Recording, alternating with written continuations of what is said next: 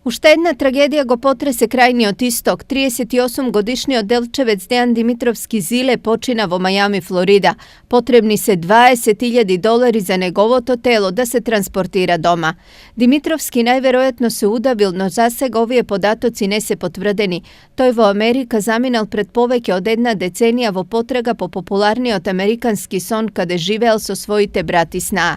По смртта на таткото, мајката останала сама во Делчево со мислата дека нејзините деца живеат далеку, но убаво се до денес кога од онаа страна на океанот стигнала страшната вест.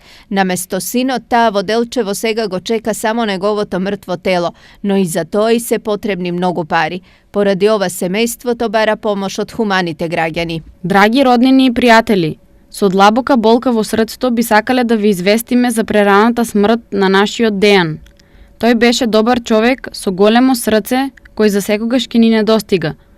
Во ова тешко време би сакале да ве замолиме за вашата поддршка и молитви. Телото на нашиот брат ќе треба да биде транспортирано дома во Македонија, каде што тој ќе почива во неговиот вечен дом. Сите донации ќе бидат искористени за транспорт и другите трошоци околу тој процес. Стои во повикот упатен од неговиот брат на страницата за донации.